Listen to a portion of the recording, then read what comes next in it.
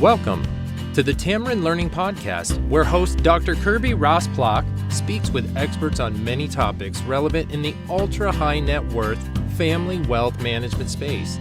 Kirby is author of several books, including The Complete Family Office Handbook, and shares her expertise consulting with families and family offices. Kirby is also the founder of Tamarind Learning, an online wealth education platform that develops practical, foundational learning programs for beneficiaries to help them prepare for responsible stewardship of wealth. In this episode of the Tamarind Learning Podcast, I welcome Dr. Dennis Jaffe. He's author of Borrowed from Your Grandchildren, The Evolution of 100-Year Family Enterprises, and Cross Cultures, How Global Families Negotiate Change Across Generations, to discuss modern examples of family wealth stewardship. Welcome to the Tamarind Learning Podcast. Today, we're talking about this topic of stewardship, and I'm thrilled to have Dr. Dennis Jaffe with us, who's going to share more about his thoughts and ideas about the topic, and also because he's written one of the most voluminous, luminary books called Borrowed from Your Grandchildren, The Evolution of 100-Year Family Enterprises, among other incredible books such as Cross Cultures, How Global Families Negotiate Change Across Generations, Stewardship in Your Family Enterprise, Developing Responsible Family Leadership Across Generations, and Working with the Ones You Love. All of these books, he's amassed tremendous wisdom and has great global insights in his teaching, consulting. He's won numerous awards from the Family Firm Institute. He won the 2017 International Award for Service. In 2005, he received the prestigious Beckhart Award. In 2020, he was special commendation as an individual thought leader in the space of wealth management by the Family Wealth Report. And Dennis has a BA degree in philosophy, a master's in management, and PhD in sociology from Yale. So we are thrilled to have Dennis here today, and I'm thrilled to dig into this important topic of stewardship. So Dennis, let's think about stewardship because it has so many connotations. Can you give us your modern take on what it means to be a good steward?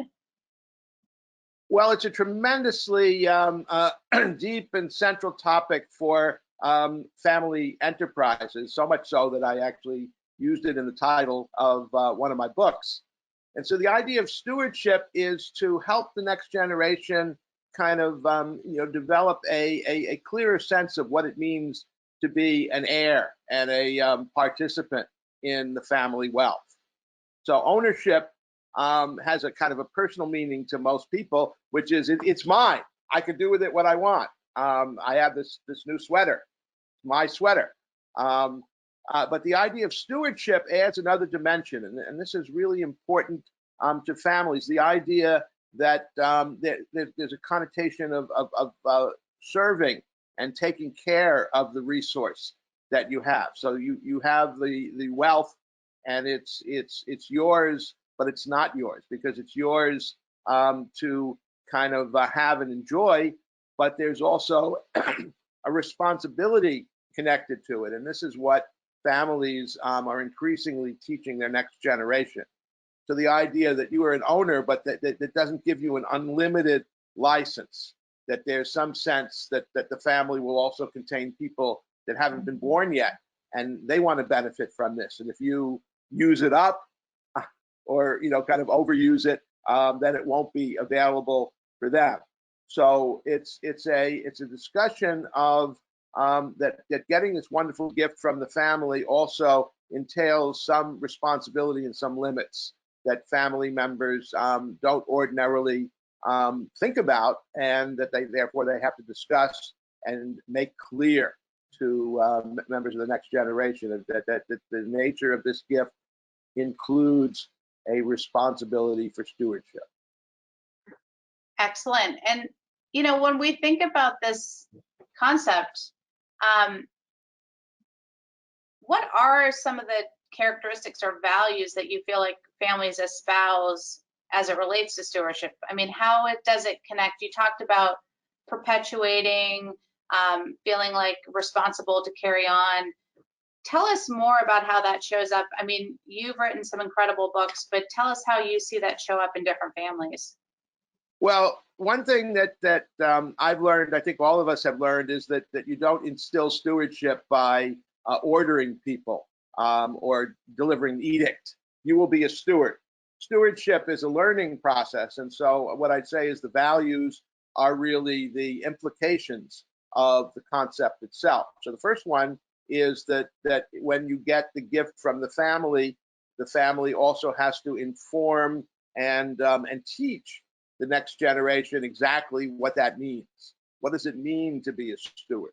Does it mean you can't you can't live well? Does it mean that you can't touch it? What does it mean? So that there's a learning process, and that includes discussions in the family of what does it mean to be a steward? What kind of a life do we lead? What is this money for? What do we want to see happen in the world because we're wealthy? So so there's a lot of conversations that, let's say, people that don't have this legacy don't have to have. And so another part of the ethic is that these conversations are not held in the lawyer's office necessarily, or the held individually. These are collective conversations, and they bring the family together.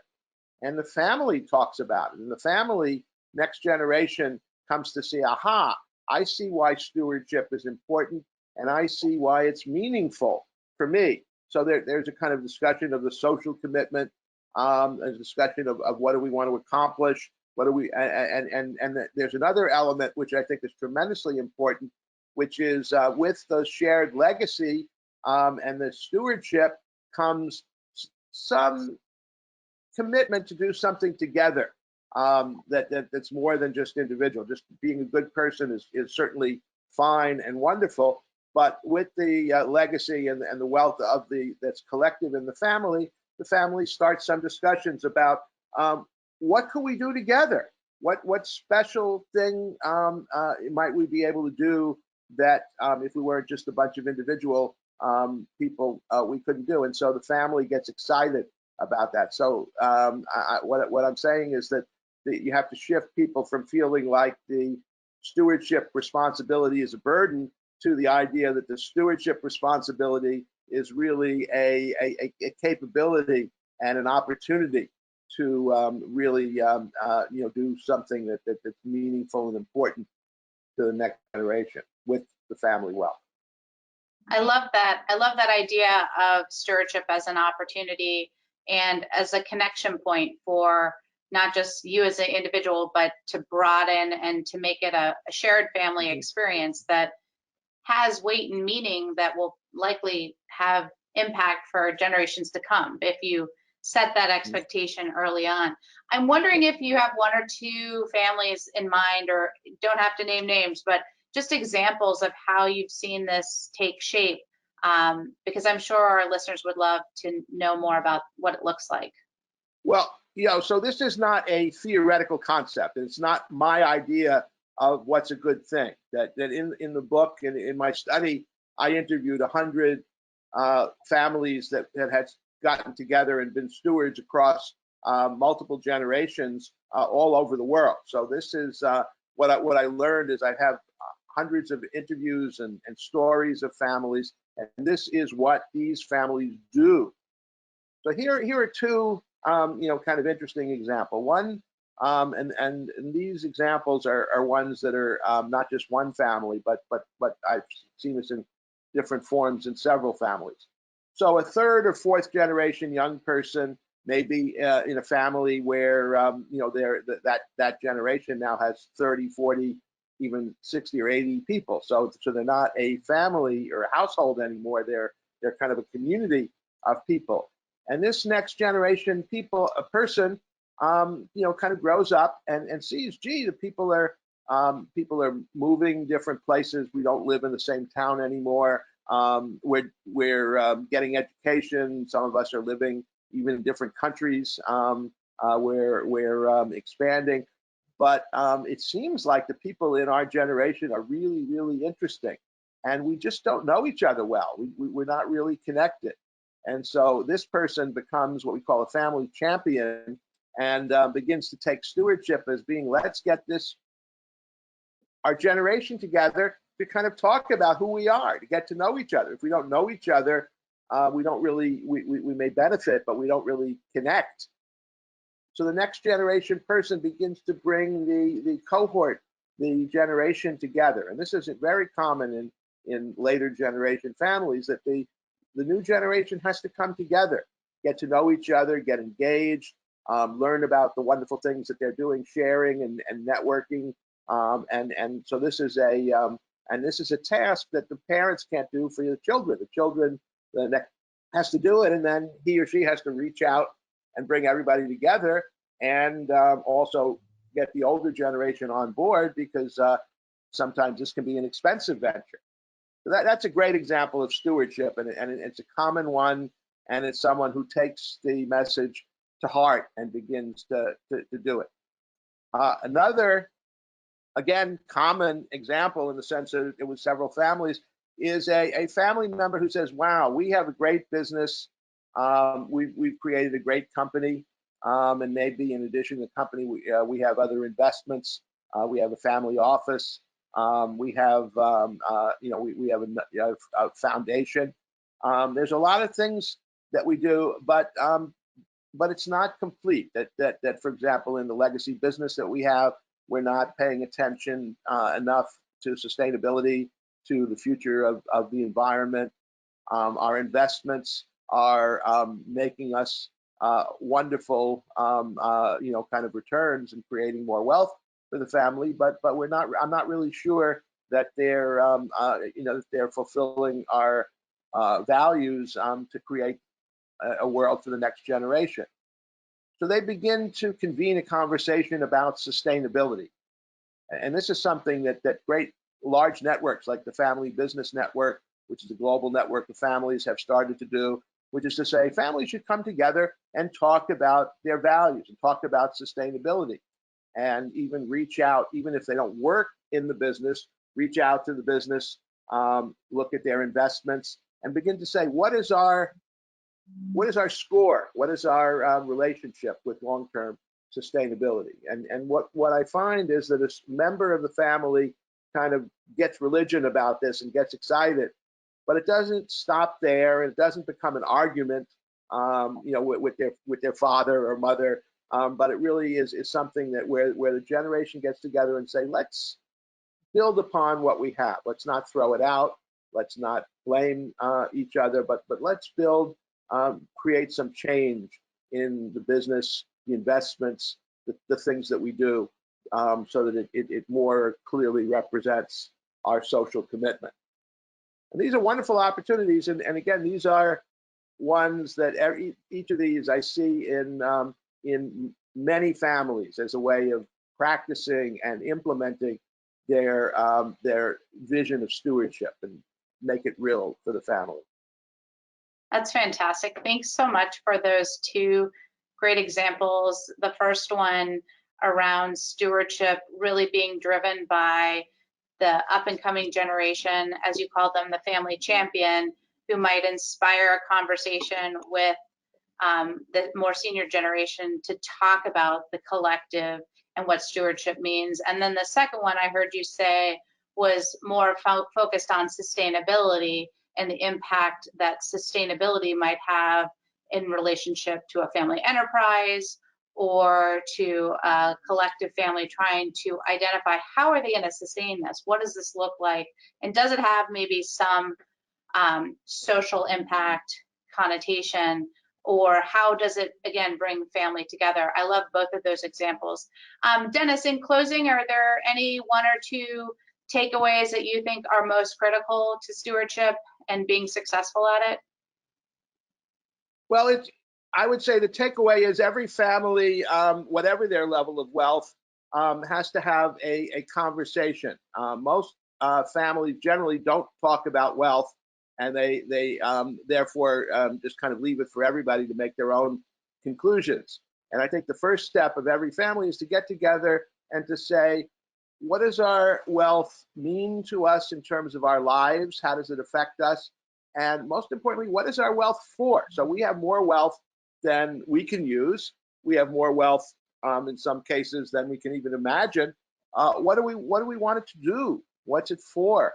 And that seems like a silly question, but it's not. You can only in a super wealthy family, there's only very little that you can do. Your life is fine, but the question of what it's for and where you're going is the family's values and vision. And this is a conversation that starts over the dinner table with the wealthy parents and they're now kind of grown up children or growing children to say this is what we have and this is who we are and what we stand for. Great final thoughts. So again, thank you so much for being here on the Tamarind Learning Podcast. Dennis's thoughts and ideas also show up in Chapter 4 of the Complete Family Office Handbook, the second edition that's released November 9th, 2020. And Dennis has just so much incredible information, and you can learn more about Dennis at his website. You want to tell us your website, Dennis? Well, very simple. It's DennisJaffe.com, and you just go onto it, and it's really a library and a resource center. So I have about 70 or 80 articles and publications that you can download, and other than leaving your contact information, so which I don't use for anything other than telling people, sharing other resources. You can download all kinds of resources and articles and that talk about some of these issues. And tools. You've got values cards. You've created Right. a lot of different helpful tools. Again, back to the first step being having those conversations. And sometimes you need conversation aids, which I think you've created some great ones that can be extraordinarily helpful. So as your host today, Kirby Rossblock, I'm thrilled to have spent the time with you, Dennis. Thank you so much for sharing your wisdom. And we look forward to the more research, the more writing, the more thought leadership that you bring to this space. Thank you so much. Well, thank you. Your platform and the work that you've done is such a service to everybody as well. Thank you, Kirby.